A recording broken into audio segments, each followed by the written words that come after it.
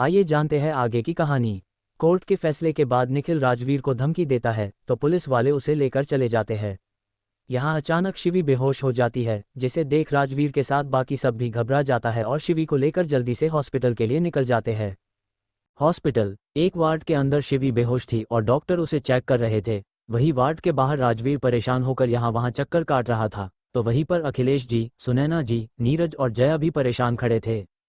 तभी वार्ड का दरवाजा खुलता है और डॉक्टर बाहर आती है। डॉक्टर को देख राजवीर जल्दी से उनके पास जाता है और पूछता है, डॉक्टर शिवी कैसी है? राजवीर के सवाल पर डॉक्टर उसे देख पूछती है, आप कौन?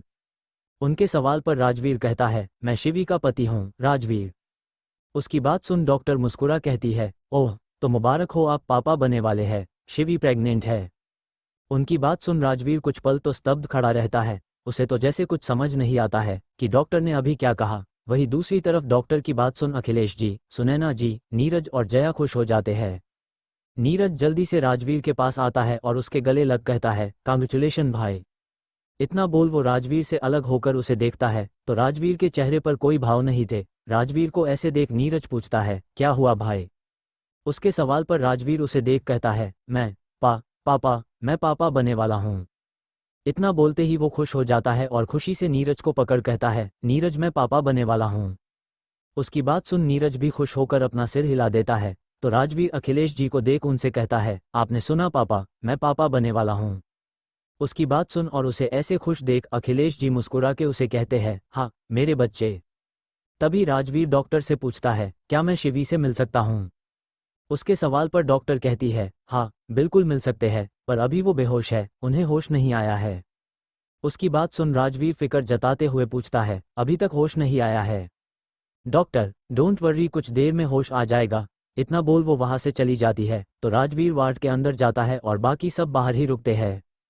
राजवीर वार्ड के अंदर आते हैं तो उसकी नज़र बेड पर लेटी शिवी पर जाती है, जो होश में आ रही थी। शिवी अपना सिर पकड़ बेड पर उठ के बैठने की कोशिश कर रही थी। शिवी को होश में आते देख राजवीर जल्दी से उसके पास जाता है और उसकी उठकर बैठने में मदद करता है।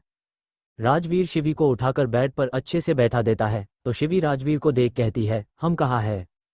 शिवी के सवाल पर राजवीर कहता है, हॉस्पिटल। हॉस्पिटल सुन शिवी उसे हैरानी से देखने लगती है। तो राजवीर आगे कहता है, तुम बेहोश हो गई थी। उसकी बात सुन शिवी को याद आता है तो वो गहरी सांस लेकर राजवीर को देखती है। राजवीर शिवी के पास बैठ पूछता है, अब तुम्हें कैसा लग रहा है? उसके सवाल पर शिवी कहती है, हाँ बस सिर थोड़ा भारी लग रहा है। उसकी बात सुन राजवीर शिवी का हाथ अपने हाथ में लेकर कहता है, शिवी तुम जानती हो, तुमने मेरी जिंदगी खुशियों से भर दी है। पहले तुमने मेरा करियर बनाया, फिर तुमने मुझे मेरे पापा, मेरी माँ, मेरा भाई मुझे वापस देकर मेरा परिवार पूरा किया है, और अब तुम मुझे मेरी जिंदगी की सबसे बड़ी खुशी देने जा रही हो, मुझे पिता बनाकर।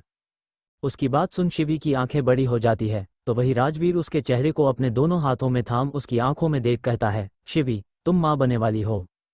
उसकी बात सुन शिवी शौक होकर उसे देख रही थी। कुछ पल ऐसे ही रहने के बाद उसकी आंखें नम हो जाती है और वो राजवीर के सीने से लग जाती है। राजवीर भी खुश होकर उसे अपनी बाहों में भर लेता है।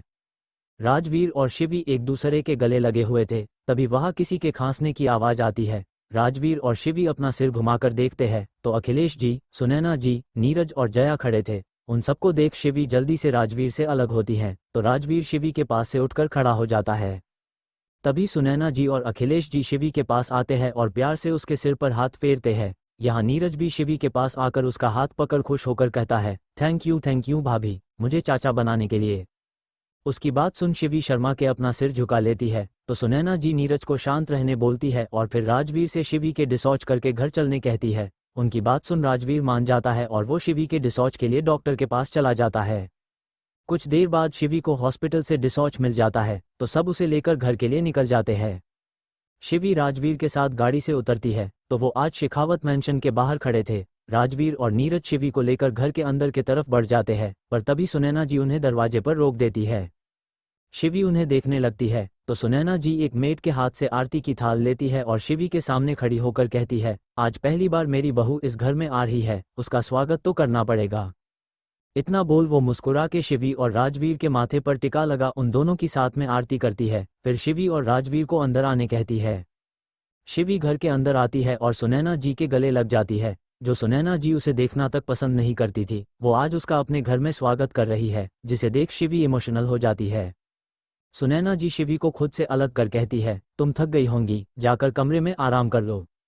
इतना बोल वो राजवीर को देख आगे कहती है, मैंने तुम्हारा कमरा ठीक करवा दिया है। उनकी बात सुन राजवीर भी अपना सिर हिला शिवी को लेकर अपने कमरे के तरफ बढ़ जाता है, तो अखिलेश जी नीरज को भी उसके कमरे में भेज देते हैं। फिर सुनैना जी को देख कहते हैं, थैंक यू सुनैना। उनकी बात सुन सुनैना जी कहती है, अखिलेश ये मेरा भी परिवार है। उनकी बात सुन अखिलेश जी उन्हें अपने सीने से लगा लेते हैं। राजवीर और शिवी अपने कमरे में आते हैं तो उनका कमरा बहुत अच्छे से सजा हुआ था, जिसे देख शिवी खुश हो जाती है। शिवी देखती है तो कमरे में हर जगह उसकी और राजवीर की तस्वीरें लगी हुई थी। तभी उसकी नज़र राजवीर पर जाती है, जो एक तस्वीर के सामने खड़ा था। शिवी उसके पास जाती है और उस तस्वीर को देखती है, जो कि राजवीर के माँ की थी।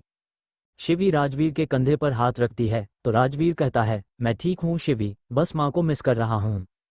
उसकी बात सुन शिवी उसे साइड से पकड़ हग कर लेती है तो राजवीर शिवी को देख कहता है, शिवी अगर हमारी पहली बेटी हुई तो मैं समझूंगा मेरी माँ वापस आ गई।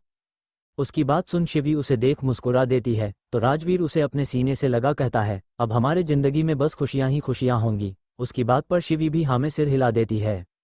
दूसरी तरफ एक लड़की सोफे पर बैठी सिगरेट पी रही थी। तभी एक आदमी उसके पास आकर कहता है, मैम शिवी माँ बने वाली है। उसकी बात सुन लड़की उसे हैरानी से देखने लगती है, फिर कुछ देर चुप रहकर कहती है, तब तो शिवी बहुत खुश होगी, पर शिवी मैं तुम्हें कभी खुश नहीं होने दूंगी। इतना बोल वो अपनी सिगरेट एश ट्रे में गुस्से से दबा तोड़ देती है।